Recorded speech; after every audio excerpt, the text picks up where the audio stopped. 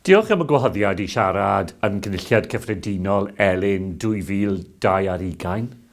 Dyma'r tro gyntaf i'r Cynulliad cael ei gynnal yng Nghymru, a dwi'n falch o gael estyn croeso cynnes i chi gyd, sydd wedi teithio yma o bob ran o Ewrop. Dwi'n deall bod ELEN yn cynrychioli 50 o ieithoedd, ac mae hi'n braf ac yn bwysig bod y Cymraeg yma yn ei chanol hi. Rydych chi yma i rannu profiadau ac yferion da o ran adfer a thyfu ein ieithoedd. Dwi'n ffyddiog bod gan Cymru lawer i'w rannu gyda chi ac i'w ddysgu gennych chi hefyd yn ystod eich ymweliad. Cymraeg 2050, miliwn o siaradwyr Cymraeg yw ein strategaeth iaith Cymraeg. Rydyn ni'n gweithio i gyrraedd miliwn o siaradwyr erbyn 2050 ac i ddwblu defnydd dyddiol o'r iaith. Rydyn ni'n gwneud hyn drwy gweithio mewn amrywiol feysydd, yr economi, a'r cartrefi, addysg, dim ond i enwi rhai.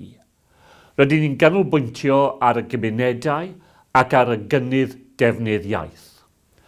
Mae'r gwaith yn digwydd ar draws y Llywodraeth, ond hefyd law a llaw a sefydliadau allanol ac annibynnol. Mae sefydliadau trydydd sector, fel eich sefydliadau chi, yn hollol bwysig i lwyddiant unrhyw bolisi iaith. Felly, mae'r genhadledd hon yn gyfle berffaith i ni drin a thrafod ein ieithoedd. Beth sy'n gweithio? Beth yw heriau? Sut allwn ni helpu ein gilydd? Achos nid yw maes polisi iaith bob amser yn hawdd. Mae Covid-19 wedi effeithio ar bob un ohonom ni. Rydyn ni wynebu costau byw gynyddol. Rydyn ni dysgu byw y tu allan i'r Undeb Ewropeaidd. Ond rydyn ni wedi dysgu llawer o'r profiadau hyn, ac rydyn ni'n addasu mwyn gwneud y gorau o bob cyfle a ddaw. Nid yw gadael yr Undeb Ewropeaidd yn gwneud gwahaniaeth o gwbl i'n hawdd ni i barhau i gydweithio â chi.